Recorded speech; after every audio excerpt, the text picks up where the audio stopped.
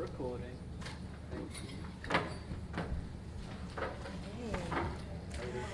Welcome back, everyone. Oh, hello. We have the pleasure to hear from Dr. Balázs Berkovits now. He is a trained philosopher and sociologist from both Hungary and France. And we're delighted that he's going to be also a postdoctoral research fellow for ISGAP at, as you can see, the Comper Center in the University of Haifa.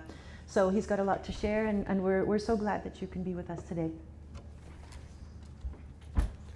Thank you so much. I'm really honored to be here. This is the first time for me at ISGAP.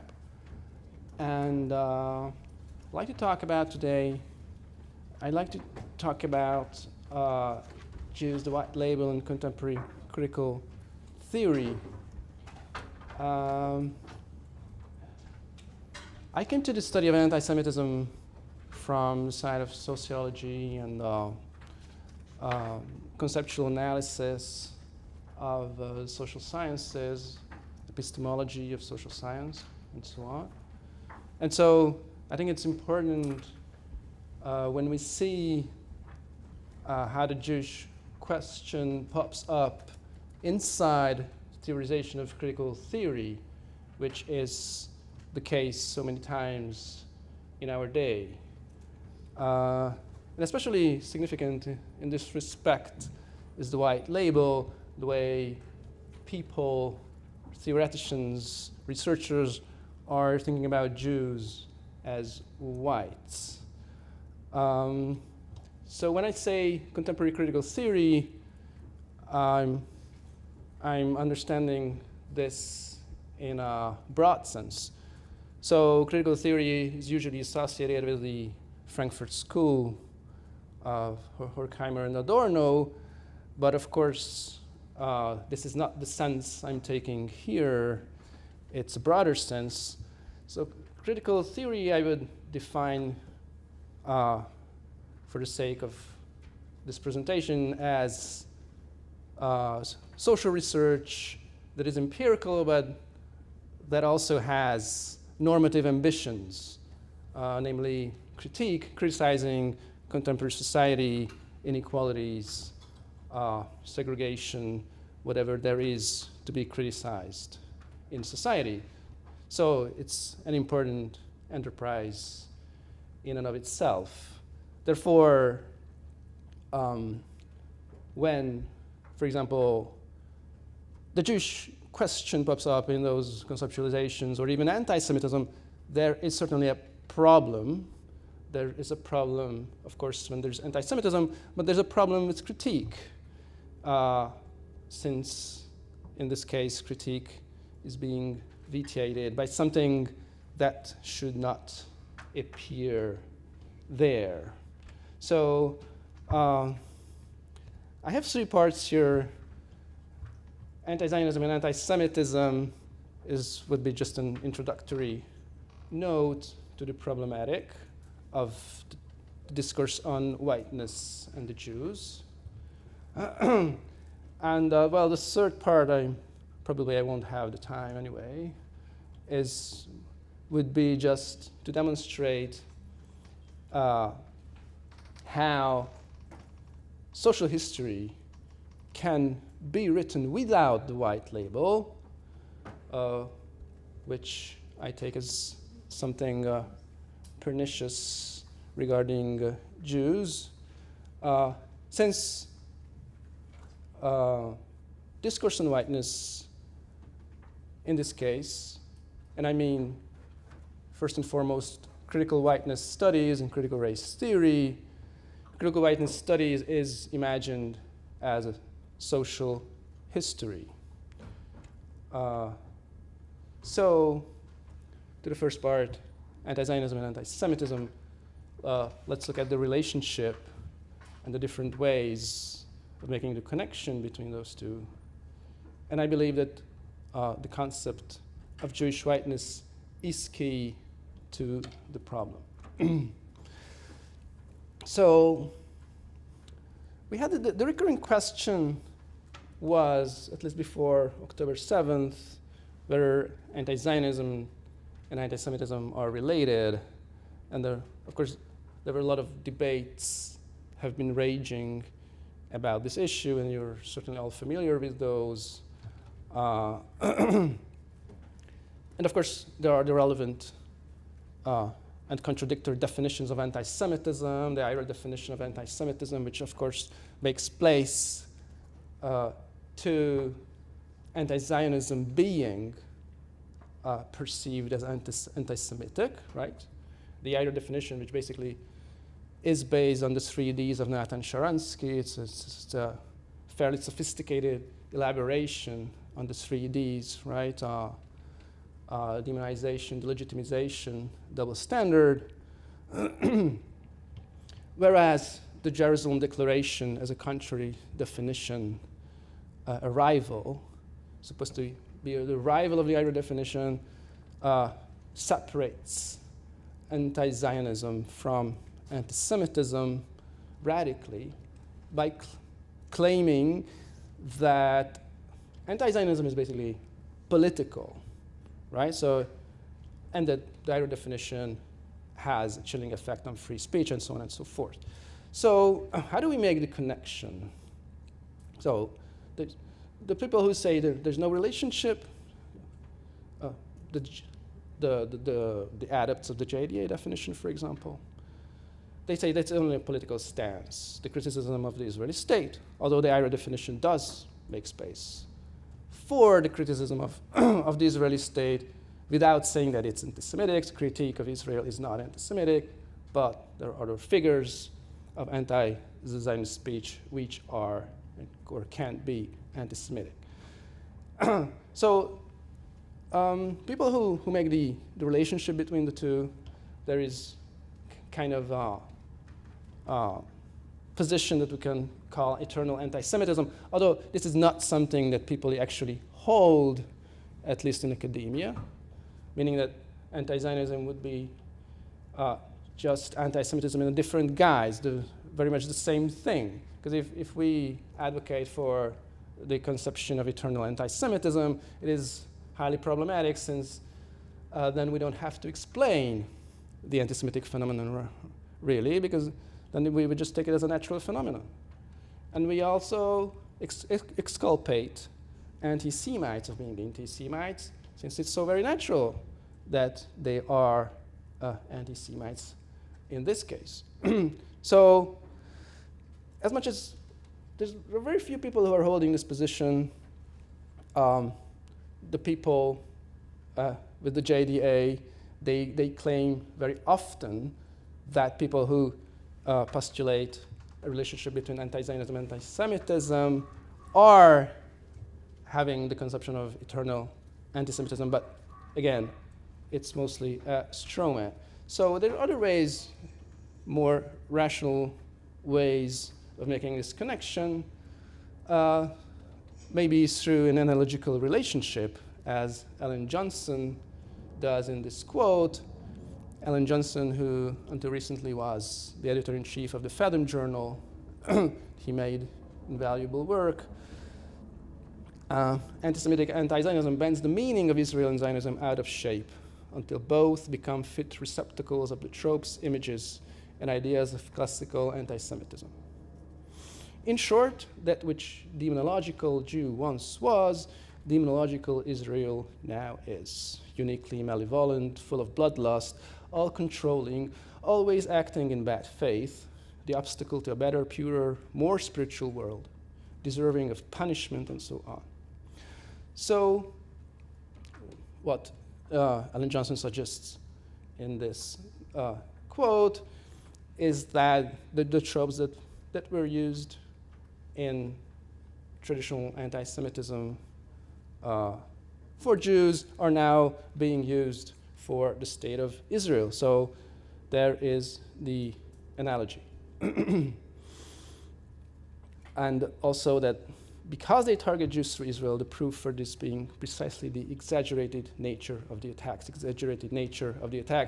that is, they don't really have any empirical connections to the empirically existing state of Israel, and they don't have this connection because Israel is a Jewish state. slightly different way of making the connection. David Seymour was putting forward a kind of a solution for that. He's saying that it is the Jewish question that's being reformulated against the state of Israel, right? What is the Jewish question? He's citing from the book of Philip Spencer and Robert Fine, Anti-Semitism on the Left, which is a very important book. The Jewish question is defined as harmfulness of Jews, right? It can be economic, financial, political, social, moral harms, like you can read. So, what the anti-emancipatory crowd in the 19th century, people who were against emancipation, the newly acquired emancipation of Jews in Western Europe, were saying about the harmfulness of Jews, right? And so they were trying to reverse emancipation after emancipation was obtained. People are saying the same thing about the state of Israel after the foundation of the state of Israel, that the state of Israel already exists, but they wish it didn't exist. And so by reference to the harmfulness of Jews in the Israeli state in the international arena, they are proposing to make the Israel disappear. Right?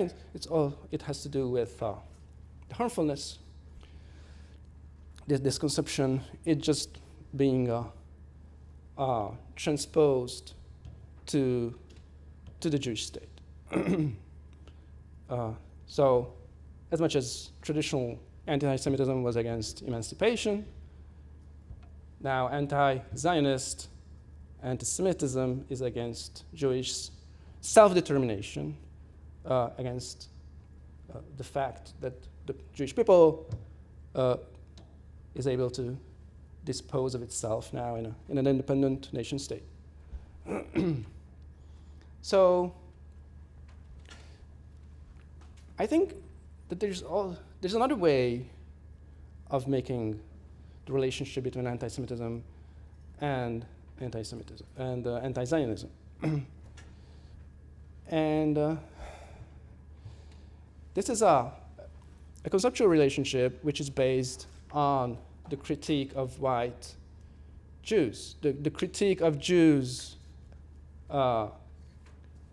being talked about as white, Jewish whiteness in the West. So in their Western societies, in European societies, this critique, I think, is being established before it's going to pertain to Israel. It's established in the Western societies with the help of the white qualification. And so I think this is also kind of reformulation of the Jewish question, the harmfulness of Jews, through whiteness. And this kind of reformulation in our day is anchored very much in social science, in specific critical social sciences. So there you go. Anti-Zionism is linked to anti-Semitism through the themes of Jewish whiteness and Israeli settler colonialism. So settler colonialism only makes sense if Jews are white. Jews are perceived as white conquerors, colonizers, who are establishing a colony in the Middle East. Well, if they are white, it means that they don't have anything to do with the territory. They are just Europeans. So, but the thing is that, so the whiteness is a new framing of the Jewish question, even independently of anti-Zionism. So when we talk about the so-called new anti-Semitism, we usually think about anti-Zionism, right? How anti-Zionism is going to reformulate the Jewish question. But I think there's this previous move of qualifying Jews in the West as white. So this is primordial. This is primordial, and this is being transposed then to the state of Israel. So a new type of anti-Semitism, I believe, a new iteration of the Jewish question can be identified even without anti-Zionism. So, for example, when people say in Israel, the relationship between Jews and Palestinians are like the relationship between whites and blacks in the United States. So many times the white-black divide is being projected to Israel. And, well, in itself, this may only be an analogy. What is an analogy? It's a kind of a structural comparison, right? When we try to compare the relationship. So the relationship in the United States between whites and blacks would be the same as the relationship between Jews and Palestinians in Israel, okay? But I think that there is more. It's not just simply an analogy, not just simply this kind of structural comparison in terms of the relationship between two groups. It's already a more substantive, a more substantial definition of Jews and Jewishness as whites, right? So it's not only the relationship between whites and blacks that is transposed, but it is really the Jews who are being conceived as white people themselves. And so they are going to the Middle East to colonize and oppress the autochthonous, indigenous people of Palestine. So in a way, the whiteness frame is an essentialization of Jewishness. And through this essential whiteness of Jews is Israeli whiteness being defined afterwards. And so this is just a photo of this Palestinian young activist arrested in Israel in 2017. And I think what is interesting in this picture is that the only white person here is the Palestinian activist girl, Ahed Tamimi. She's very famous, right? She slapped an Israeli soldier in the West Bank. Therefore, she was arrested, and then there was a trial. And here, I think this is even more explicit.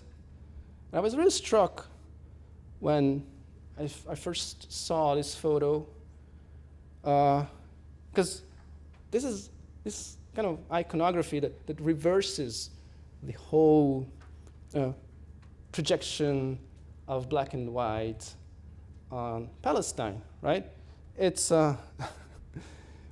and the Israeli policewoman who is black, and Ahed Tamimi, who happens to be white-skinned and blonde.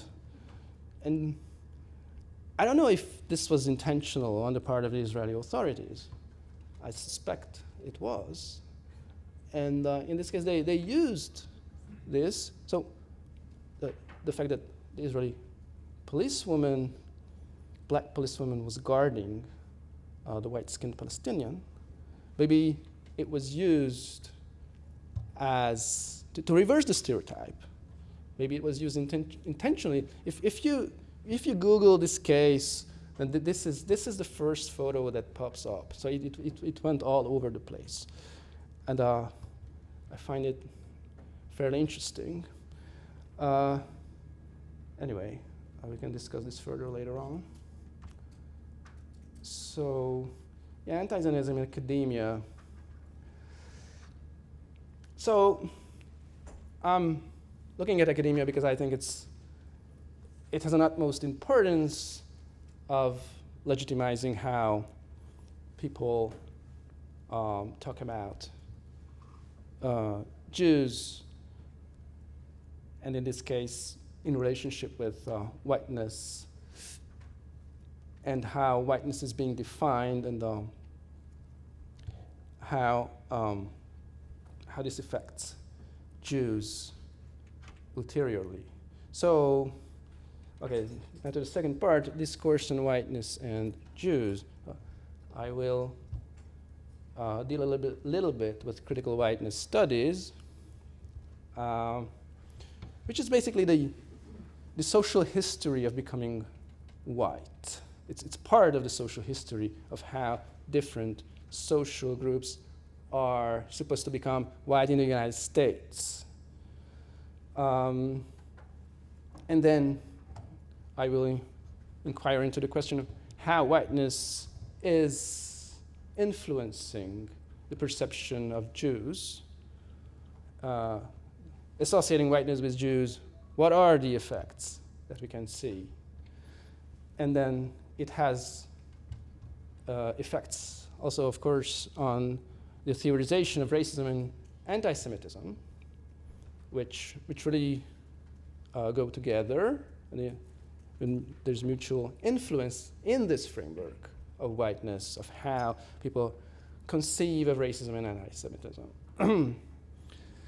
And finally, I will have to see how this whiteness frame and Jewish whiteness is influencing real empirical social research concerning social mobilities, social stratification, inequalities in general. That is how the Jewish question, in fact, comes into the picture when we're talking about these kind of traditional sociological fields of inquiry that will be affected. Okay.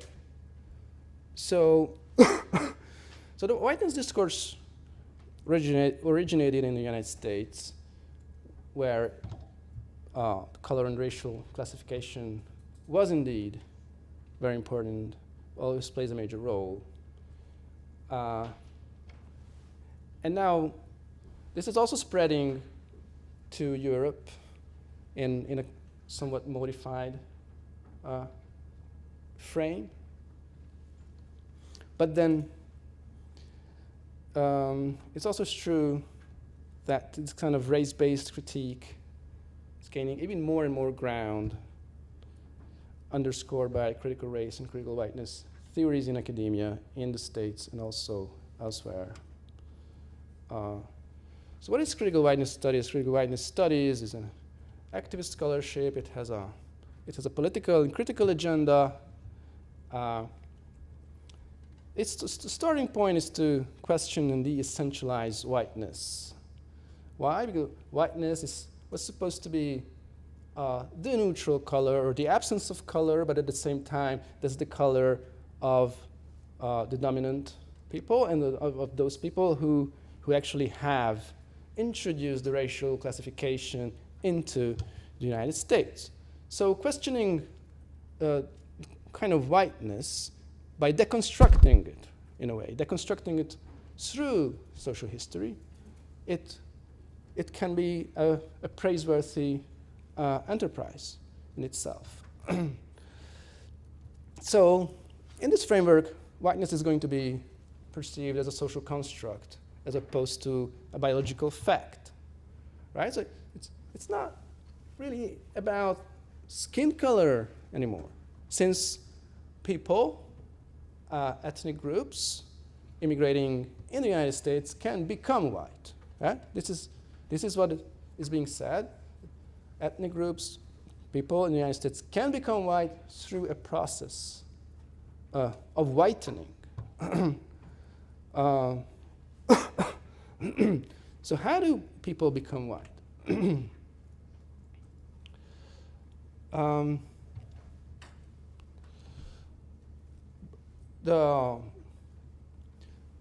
So becoming white is essentially conceived in the framework of assimilation, acculturation, becoming middle class, when there's no discrimination targeting an ethnic group anymore. For example, so this is a kind of a process of integration, which is being described as becoming white. So, as much as Italians, the Irish, the Russians, whoever there is, have become white in the United States, there's also the history of the Jews, which is being written as becoming white in the United States, against the backdrop of the persistent racial discrimination of the black population.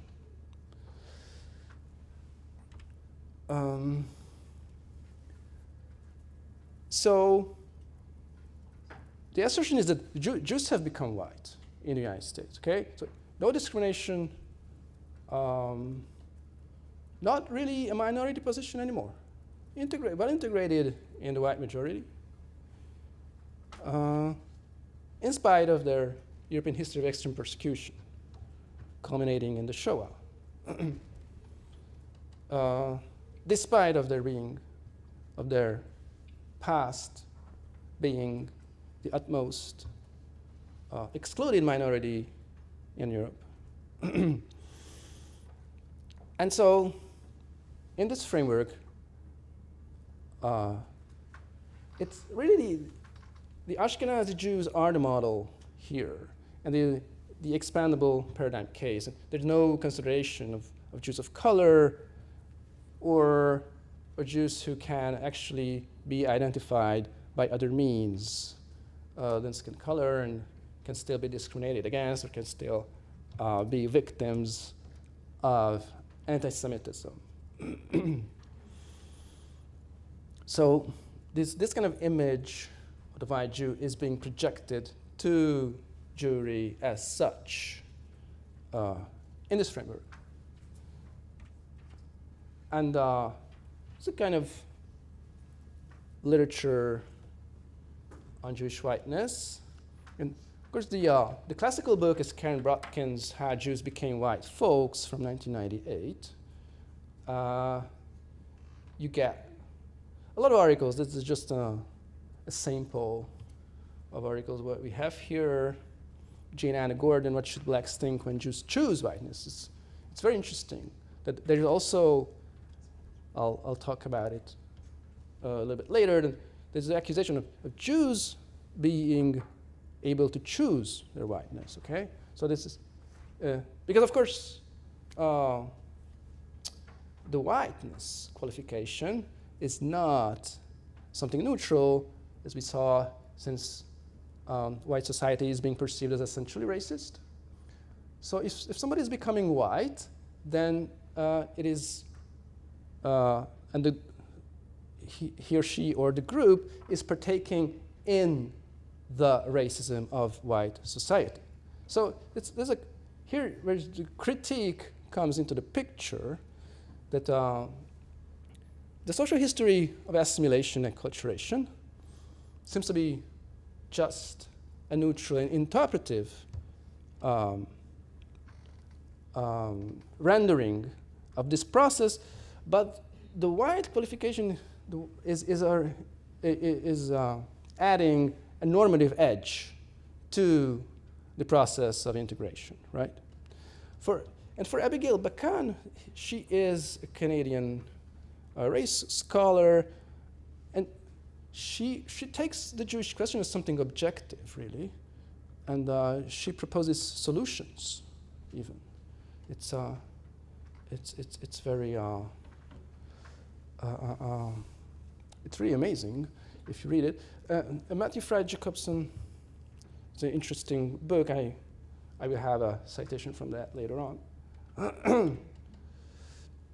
But then, at first, please see this quote.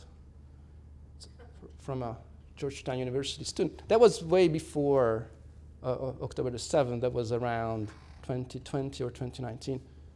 The citation is coming from the book of Barry Weiss, the journalist. So we don't fit into oppressor and oppressed categories. We are both privileged and marginalized, protected by those in power and yet targeted by the same racist lunatics as those who target people of color. The hatred we experience on campus has nothing to do with the Israeli-Palestinian conflict. It's because Jews defy anti-racist ideology simply by existing. So it's not so much that Zionism is racism, it's that Jewishness is. I think it's very profound. It's a very profound formulation of what I want to say here, right? So I think one could write a whole essay only based on this citation. Like, what does it mean that it has nothing to do with the Israeli-Palestinian conflict, right? Why? I'm sorry? Who is the citation from? Can you say? Or just anonymous? A student. Anonymous. His name is Blake Flayton, I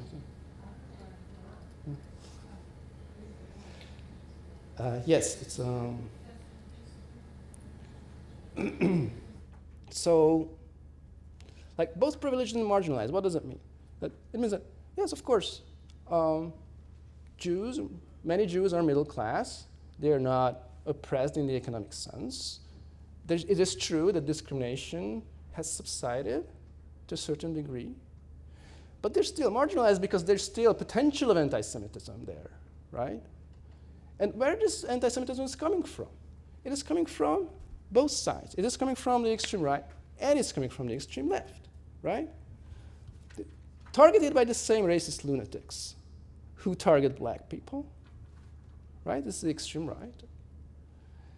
But Jews defy anti-racist ideology. How come they defy anti-racist ideology? Why?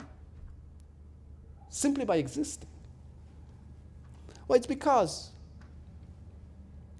Jews cannot be categorized unequivocally.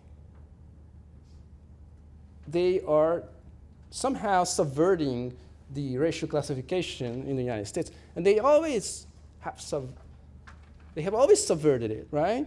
And this is something that is bothering both people on the right and on the left.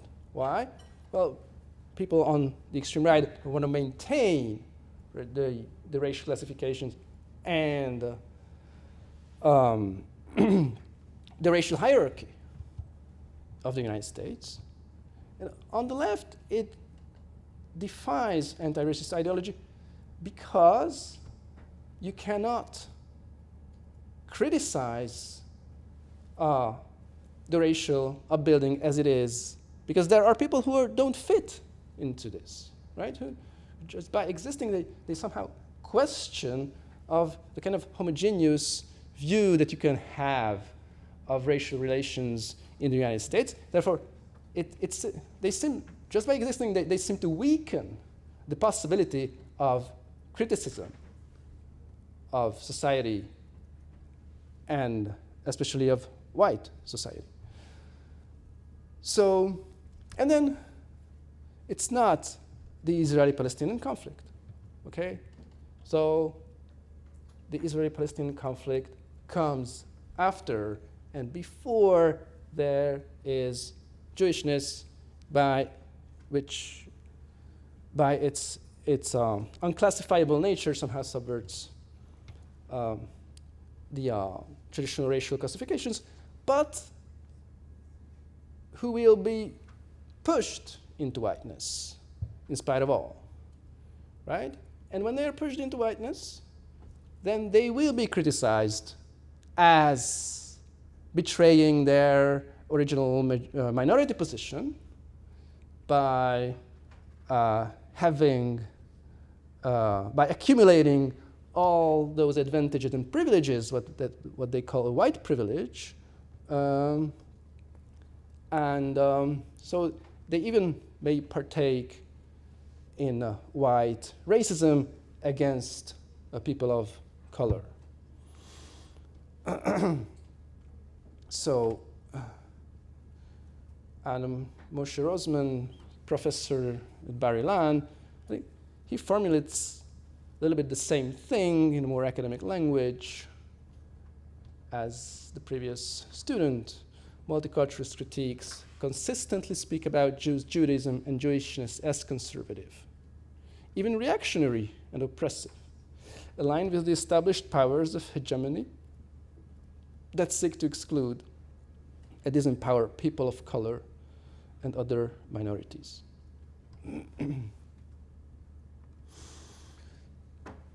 So again, Jewishness is conservative, is reactionary. How come?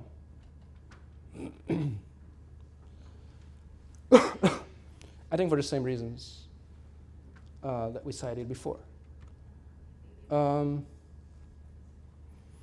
So more concretely, white as a metaphor symbol, so again, taking into account not as skin color on the face of it, although I think that the theory falls back from time to time on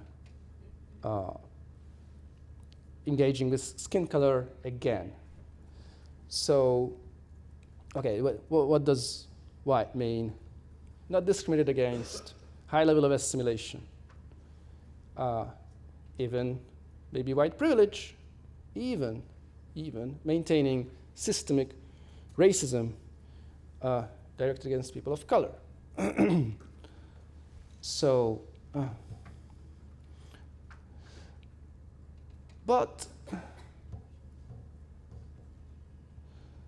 by the way, the whiteness scholars never asked the question, how come that Jews as white can still be identified as Jews, right? What about the Italians, Irish? The Irish, they are becoming white, but they will not be perceived as a separate group inside whiteness, right? Maybe only if they self-identify.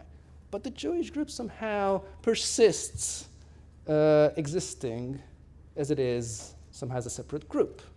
So this is problematic.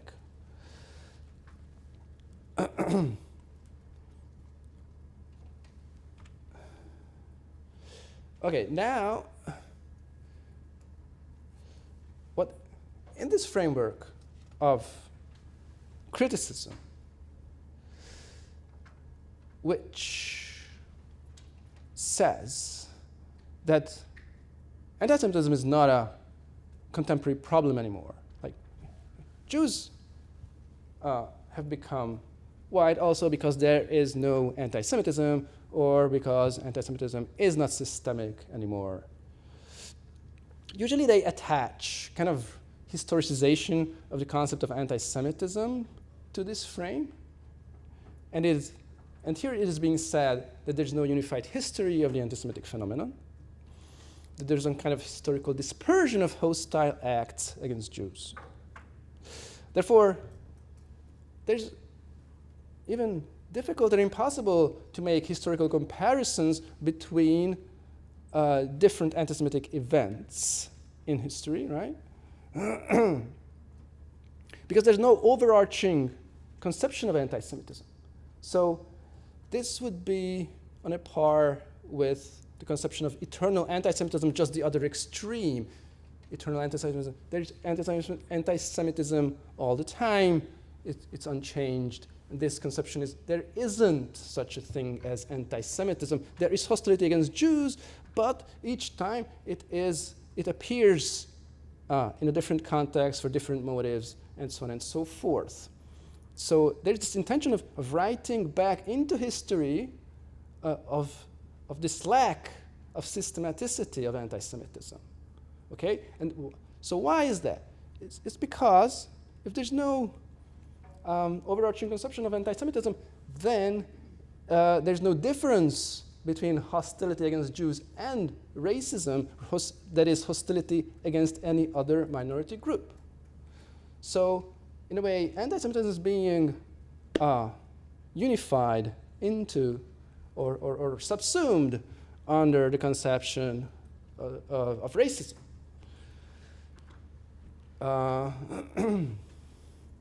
So any prejudice-based hostility is akin to anti-Semitic or anti-Jewish hostility.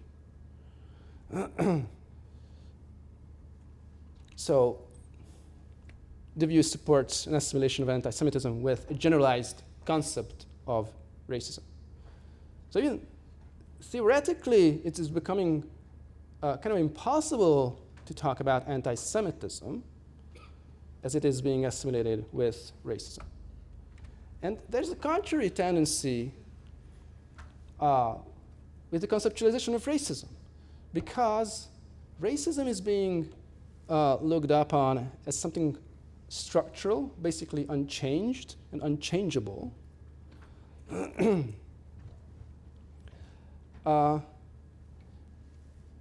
Because somehow there's an unconsciously or consciously maintained racial order, it is being said. Right? There's an interpretation by Bernard Harrison of this view. It says, prejudice exists because there exists a rational motive for people to be prejudiced, namely the maintenance of power structures. So now, racism will be understood as the maintenance of power structures, and those power structures are constant. So racism is constant. Racism is active in maintaining those power structures. Sometimes it is being, so racism is being attributed the causal force of maintaining all kinds of inequalities in society, right? In this frame of structural racism, it really has the preponderant role of maintaining inequalities. So there's no recognition of a potential evolution of society concerning racism and the race issue. And if there's change, then the structure is being reinterpreted, right? It's becoming invisible or unintentional but somehow hidden. But the racist reality is basically unchanged. So racism is considered structural or systemic by definition, which is being inserted in an unchangeable social hierarchy. And the coming into the picture of skin color again. So the re-essentialization of race. Whereas we talked about the historical nature of whiteness, now there's also this tendency of reaffirming the color line and the absolute nature of the color line that cannot be changed. So, what is the relationship between racism and anti-Semitism in this frame? Bonilla Silva is an eminent scholar in structural racism theory. And it says, racism is supposed to be a socio-political concept that refers exclusively to racial ideology that glues a particular racial order.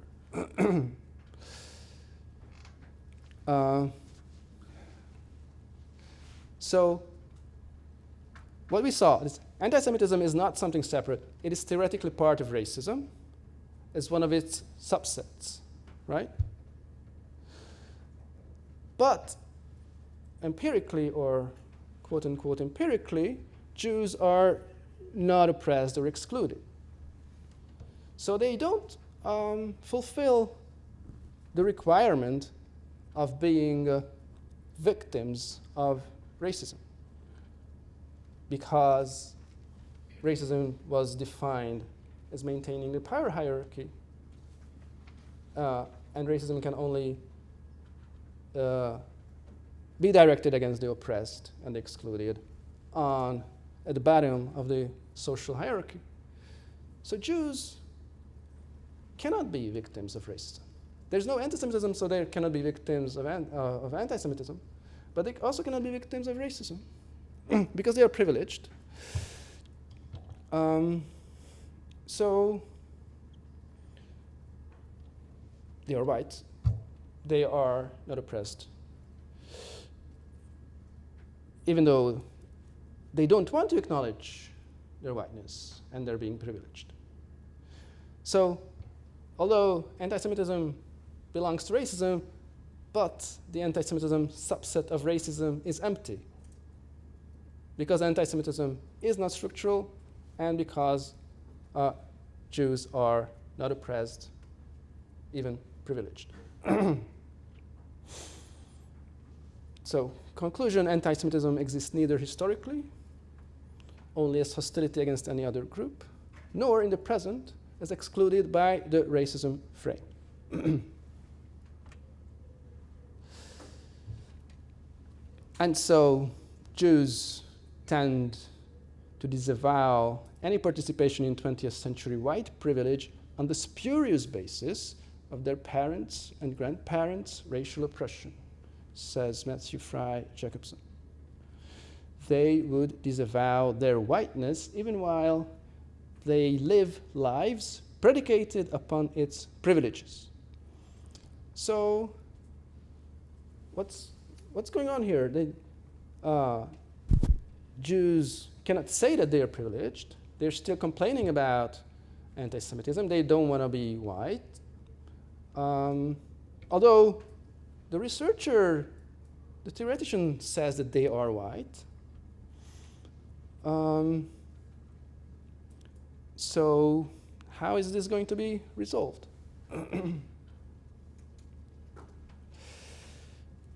I believe that the concepts of racism and anti-Semitism are overdetermined by power relations, which are supposed to be constant. So that's a problem, because this is a unidimensional view of power in society that will uniquely define anti-Semitism and racism and the potential victims and perpetrators of these.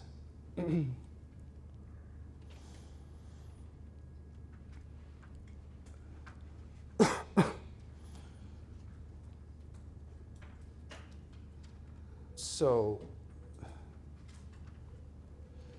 this is what I call the power-critical neutralization of anti-Semitism, where criticizing and attacking Jews will be qualified as only political and not anti-Semitic and or racist. Since we saw, there's a denial of anti-Semitism inside the conceptualization of racism, right? Jews are white. There's no racism against them. Furthermore, they are being faulted for not recognizing their privileged status. That's already a critique of Jews.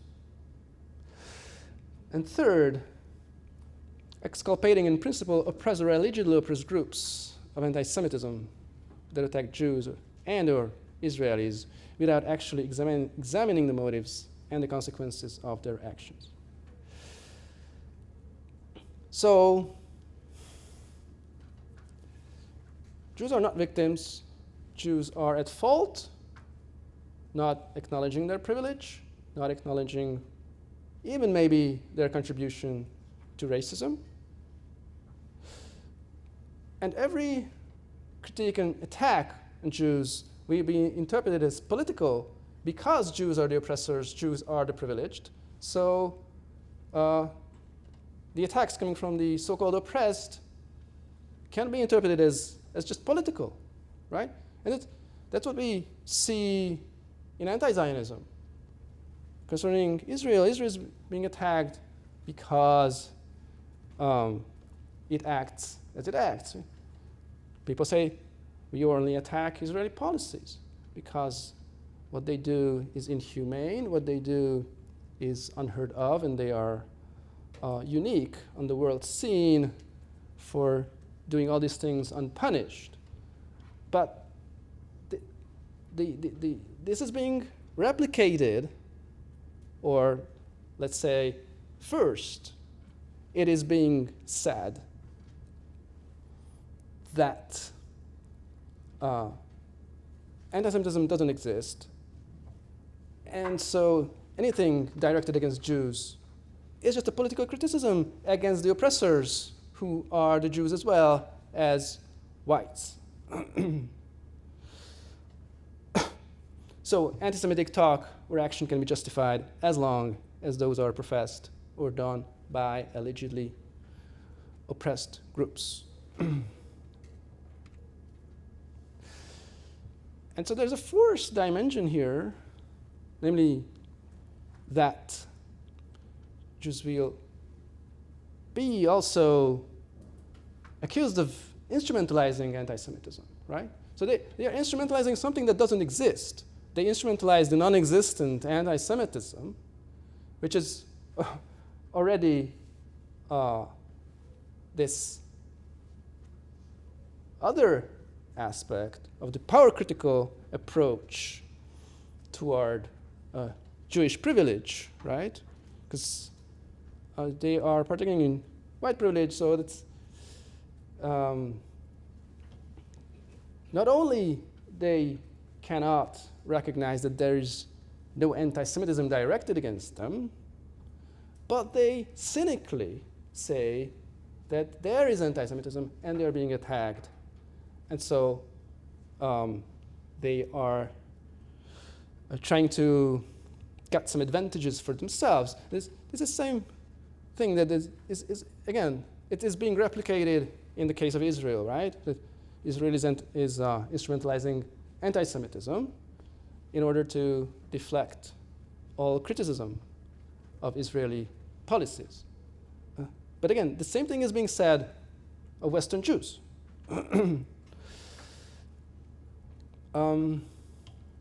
So it really replicates the critique of Jews,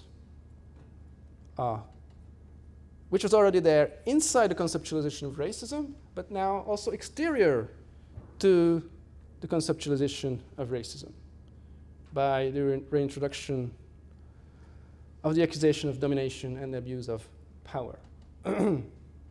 So although anti-Semitism doesn't exist, it is still being instrumentalized.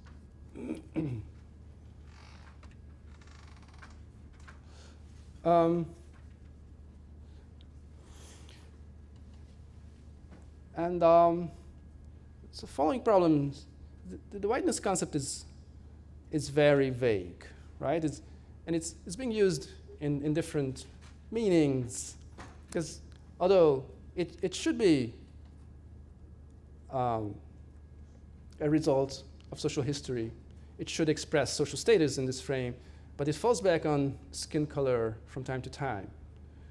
So there's an inherent tension between two conceptions of whiteness, because it can be perceived as the result of integration and assimilation, but also as an innate reality of skin color. But more often, the two are blurred. And this is attested by the Karen Brodkin book. Well, she constantly blurs these two meanings. Like, look what she writes about Euro-ethnics.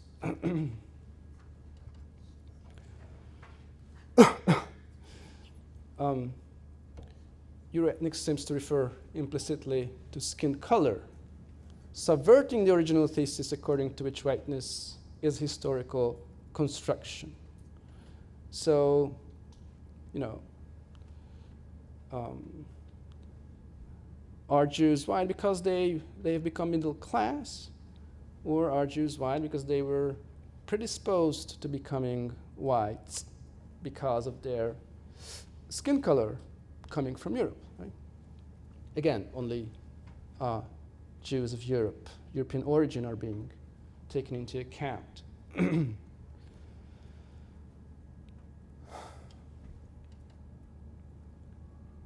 So let's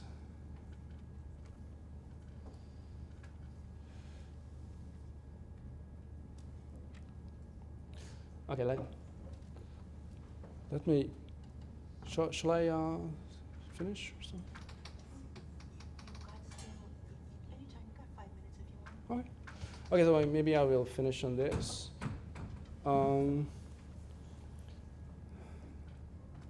So when they apply the whiteness frame to Jews, I think there are four. Is there four? Yeah, four levels of Jewish whiteness that are being talked about. First, it's about neutralization. Okay, neutralization of Jews in the Jewish group, and there's an interplay between the interpretative and the critical parts in the explanation, right? Interpretative meaning interpreting Jewish acculturation, assimilation, and critical meaning that white, of course, is not an innocent qualification, but it's already a harsh critique of Jews when we append the qualification of white to Jews. And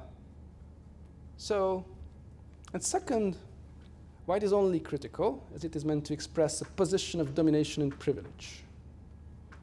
And this time, Jewish achievement and acculturation are being portrayed as undeserved and unfair privilege, right? So, in this social history, it is being said that the reason why Jews could integrate well into society was due to exterior forces. Okay, they were given all the privileges that white people were given, and so that there's nothing that was coming from the group itself. There are no cultural traits, skills that would have helped them to integrate in American society, and by this denial of these cultural traits, all previous history of Jewishness is being denied or neutralized. And three, they are even portrayed as becoming ideologues of white, racist, capitalist society. And it's being written in the Brodkin book. So by the betrayal of the genuine minority status, Jews are becoming somehow the model minority, right? And the people can point to them like, look, Jews succeeded. Why don't you follow their model? Right? That's what Brodkin understands concerning becoming ideologues of white racist capitalist society, alliance with the capitalist system, identification with white America, and even anti-black and anti-Muslim racism. And Brodkin cites Jewish intellectuals from the 60s and 70s, or even earlier, that were supposedly in favor of racist white America. So in a way, it's said that Jewish intellectuals have been co-opted by the white racial state, which is the United States, and have become ideologues of this very whiteness. And finally, they are portrayed as white colonizers in the Middle East. And so Jewish whiteness makes the link with anti-Zionist ideology and settler colonialism, of course, that we know so well.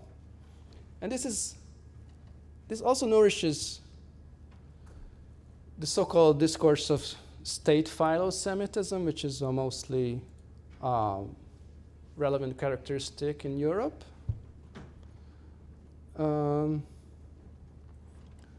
Like this kind of accusation that state is protecting Jews, unlike other minorities. The state is highlighting anti-Semitism and the fight against anti-Semitism, although anti-Semitism doesn't even exist, to the detriment of racism that the state doesn't really care about. That there is a connivance between Jews and state apparatuses, and that so the anti-Semitism coming from minority groups is again reinterpreted as a political response on the part of the oppressed against the Jewish contribution to state oppression. So it is also said that Jews are being instrumentalized by the state in order to promote anti-minority racism. The state philo-Semitism is especially characteristic in France. I would say that, so it is being said that Jews are instrumental for the state to maintain racism against Arabs, or Arab immigrants, or usually the racialized communities, and by the fact that Jews assert that they are victims of anti-Semitism coming from these minority groups, they are in fact not doing anything else but perpetuate racism against those groups. Okay, so I will stop here. Thank you.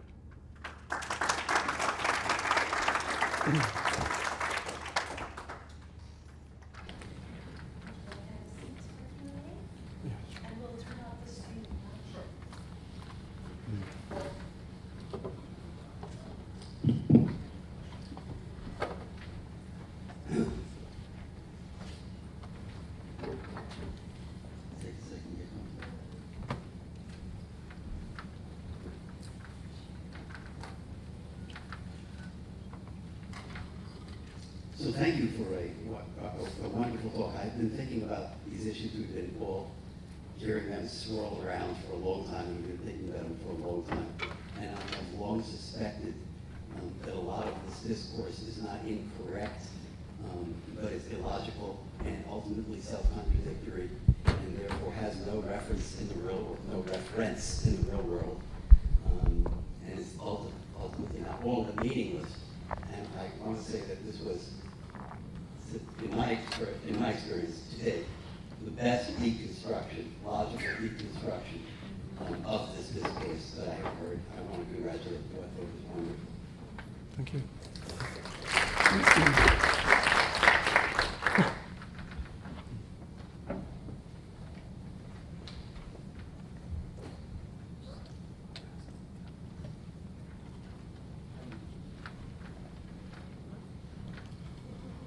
Okay, thank you. I thought that was amazing. I just want to add one thing to the philo-Semitism. You were giving the examples of Europe. This is also exactly what we're seeing, specifically with what's going on with the Trump administration fighting anti-Semitism on college campuses. That is very much being used as a mechanism to oppress Arab students and Muslim students and pro-Palestinian activists. So we're seeing it certainly the same exact thing. My question is there a counterpart to this? Meaning, okay, and I think there is. There's a way to become white. It seems like there's also a way to become brown, and that has been happening. I could just think of it in legal academic discourse when it comes to, for example, you could be a very privileged person coming from South America. You could be a very privileged with a European background and whatever, but you speak Spanish because you're coming from South America, or you can be a a person coming from the Middle East, and you come to America, and now you're automatically a person of color, which takes on this meaning of being an oppressed person, and therefore, whatever kind of now in this crazy world we're living in, how that now means that you're also coming with a certain type of privilege in this exact moment in time when it comes to, you know, allow me to finish speaking kind of a privilege.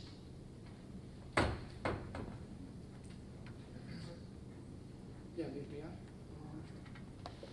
So, yeah, it's perfectly the case. This is why the framing privilege in terms of color is inadequate, because there are so many different types of inequalities, and so color if it pertains to skin color or race, it's very restrictive, and it can be very, very harmful because it's essentializing, and in other cases it's just inadequate. Like, you know, somebody coming from Eastern Europe, being a white person, can have a lot of disadvantages. Same for South America, and it cannot be captured in terms of color, and also not metaphorically, because metaphorically, why would you qualify integration in terms of color, right? It will always go into some kind of contradiction, and and of course we see why is this being done, because this is what helps social critique, to become very emphatic. But this kind of critique goes against real empirical research and against the uncovering of heterogeneity of the human condition and of the condition of the different groups and individuals that have to suffer all kinds of disadvantages.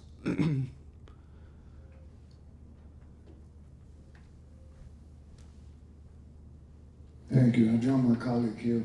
Thank you for your diligence and your unpacking the complexity of race, the complexity of anti-Semitism, the complexity of anti-Zionism. As I look around this room, I think everybody in this room is a part of people of color. I think white is a color. If you study physics, the ray of light also includes white. Right, color spectrum. So part of racism and part of anti-Semitism is to use terms that violate the oneness of our humanity. They violate that we're all part of one human family.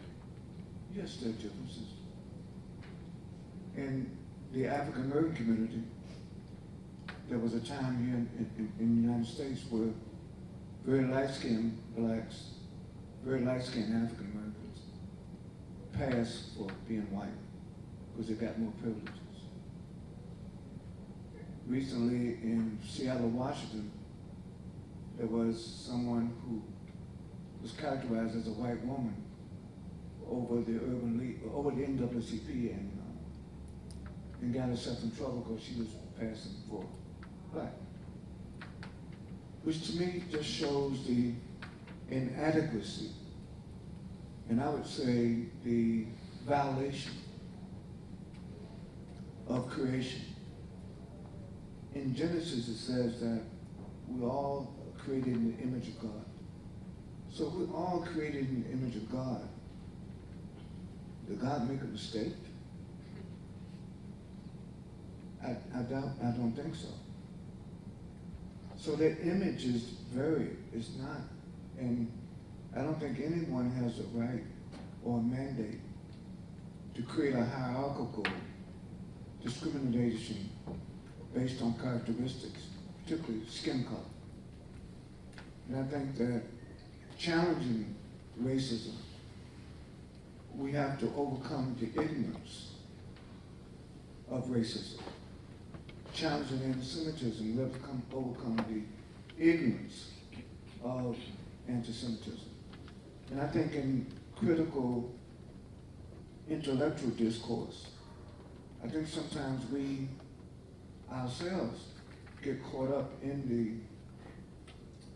use of words that defy intelligence. We use words that condone the ignorance. And so I want to thank you because I go back to the United States, I got some more ammunition to use. And I think sometimes I teach at Duke. When I use studies from genetics, that all of us have 98% the same DNA, so 2% difference. So if the truth is, then we're all part of, I could say everybody in here is of African descent. The first gene came out of Africa, then all of us are of African descent. So what happened in human history? How did we get to a place that we not only hate each other, but we will kill each other? Ignorance leads to hate, hate leads to evil. And I think that the academic community, we have a responsibility and an obligation to challenge these institutionalized ignorance.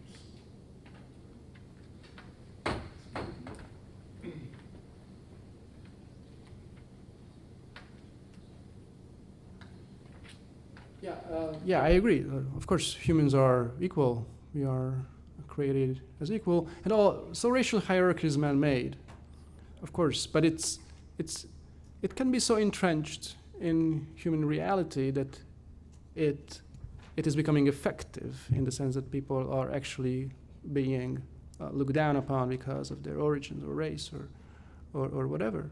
So, but now the task is not to essentialize these man-made constructions, but to try to get rid of them.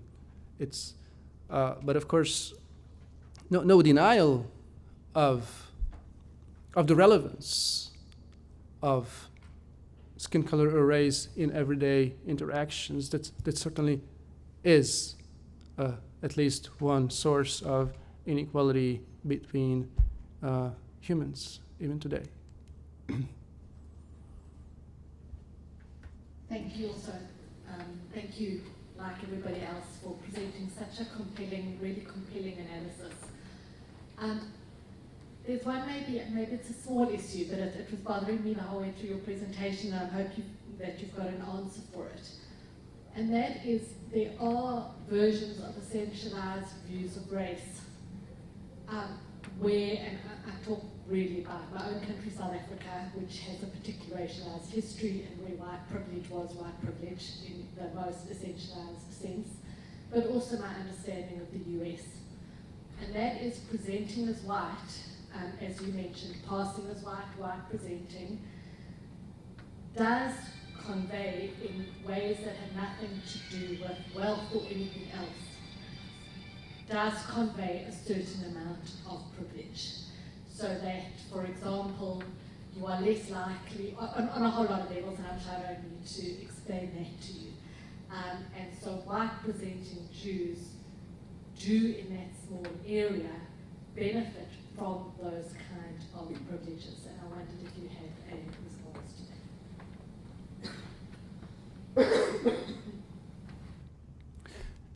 that. Yes.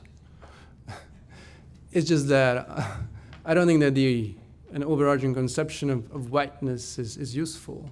Like, if there was, if in the analysis was introduced more factors of, what makes a group different in social hierarchy, then one factor could still be color, white presenting people, as you say, it certainly can enjoy some kind of advantage in certain social situations. But then when it's becoming a fundamentalist view of that those people cannot experience discrimination or hostility, like then it's an exaggeration, and it's very harmful, especially that we have to bear in mind that so anti-Semitism was always directed against people who were conceived as superior, right? This is one of the differentiating aspects with racism, that in racism people were looked down on and were considered or are considered as inferior, whereas in anti-Semitism, Jews are considered both as inferior and superior. But a superior, being considered superior as being superior, is a very important part of anti-Semitism. So therefore, and I didn't really talk about that, but you have to be very careful when criticizing Jews for their so-called privilege or power, because it really feeds into some kind of anti-Semitic imagery that we are used to from before, right? So where there should be a very clear distinction between social critique and critique of social certifications, inequalities, because Jews were criticized as rich as people who are ruling over the other groups, even the groups who are supposed to be at home in their countries, whereas Jews were supposed to just come as aliens. So the kind of a Jewish conquest is very preponderant in anti-Semitism. And for example, overrepresentation. When they talk a lot about overrepresentation in traditional anti-Semitism, and also the wide frame feeds into this as well, right? So there can be a lot of similarities. So there's this absolute danger of whiteness feeding into this anti-Semitic imagery and argumentation.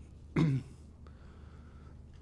have a question, if anyone else doesn't mind. Oh, thank you. I'd like to try to make my inquiry something of bringing everything together. I wrote my master's thesis on Judeo-pessimism, which is, of course, just another word, right? Which is a corollary to Afro-pessimism, which is based on a book written by Frank Wilderson, and it happens to be in that book that he does mention the experience of a Palestinian going through the West Bank checkpoint as dehumanizing. And most of the book is more of a memoir critique, which is saying that, which is self-evident Afro-pessimism, that the black body has undergone social death, which brings up critical race theory, the notion that we have these systemic problems. Okay, so to no one's surprise, I did become more pessimistic writing this thesis, but October 7th happened right in the middle. And so I had to really reinvent my own approach to pessimism as an ethic. Now, you're a trained philosopher, and I don't want to be pessimistic anymore. How could you, because you also mentioned that there's a sentiment of permanence to these categories, especially now. And I'm wondering if you can bring me out of that pessimism. And if not, that's great, that's totally cool. It's part of my nature, I guess. Do you have anything to say about this intellectualization of pessimism and optimism as it relates to, you might say, the Jewish question?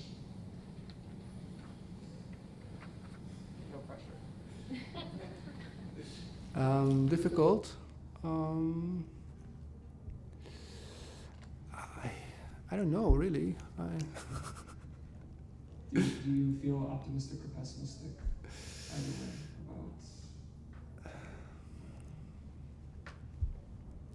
about?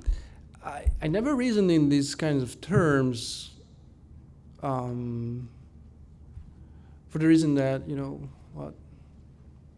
what optimism and pessimism mean is that, so let's stick to what's going on, what's happening. Let's try to interpret things, tendencies that we have in front of our eyes, and then. So what is pessimism and optimism really? Maybe I'm not familiar with this kind of discourse, but so isn't this is something you add to the diagnosis in a way artificially, right? According to your personal attitude or emotions or whatnot. So maybe it's it's my character that I'm not engaging in these kinds of speculations, but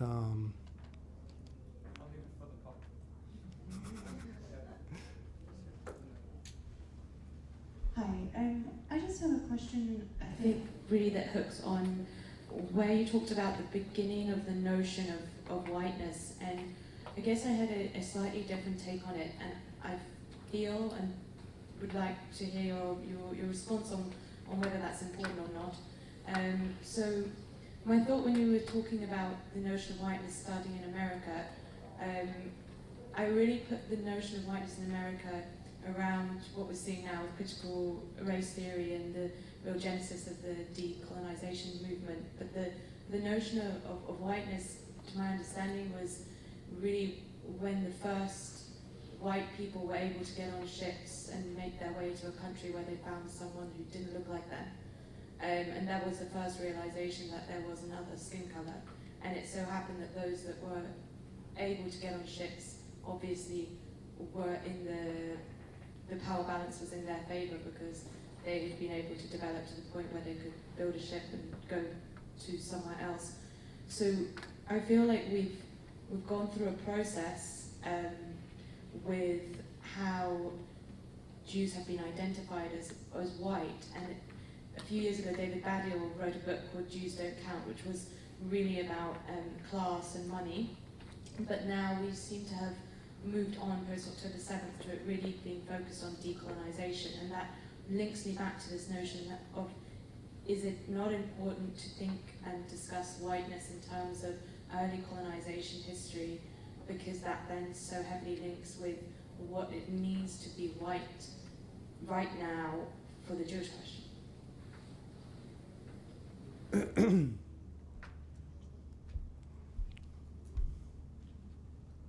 So, okay, I don't think I really make the link with the Jews. I'm not sure how is this link being made? Like, of course. The beginning of the notion of the interpretation of Israel as being the last remaining colonizing power, and the decolonization movement and critical race theory, then pinning this continued colonization as like a continued racial act. So if you think about whiteness starting on ships leaving from Portugal and finding places that were not white, then and colonizing, the beginning of colonization, then it's easier to then understand what is meant by whiteness today and how that is being twisted and placed on Jews. Yes. So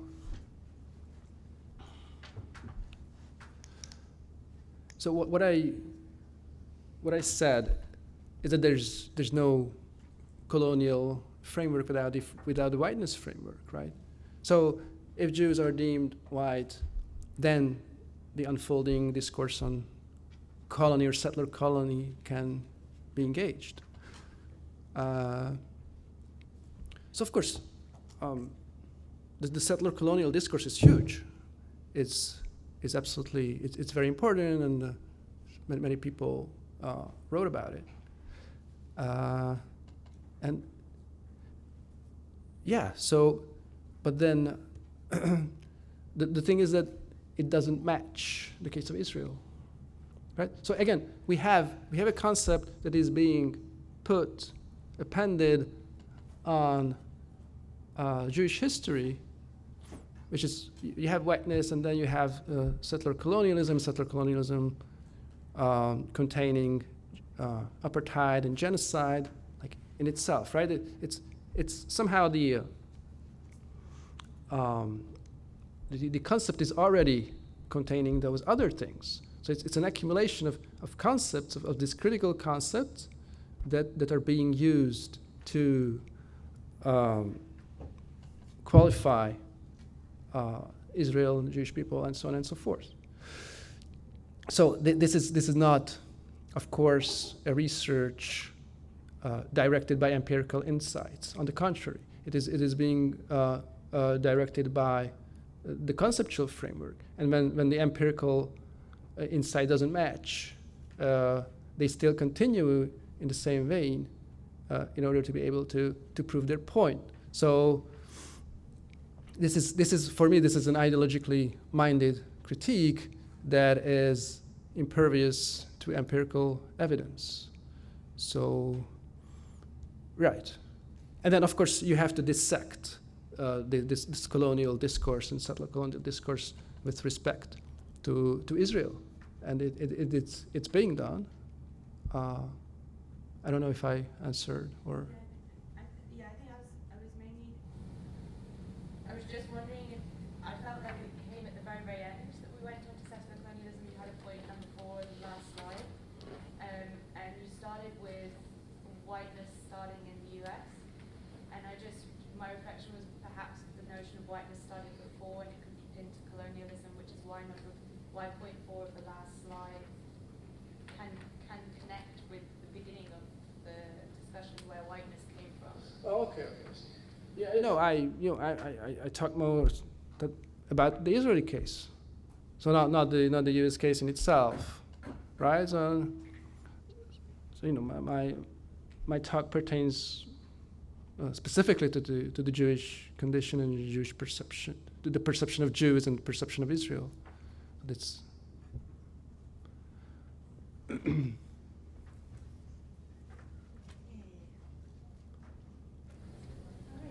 we have any more questions?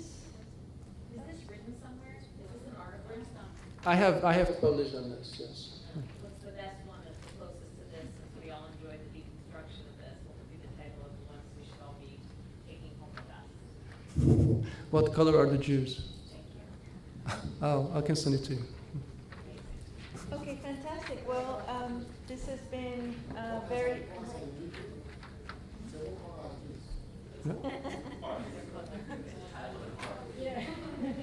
Okay, thank you so much for this wonderful presentation, which was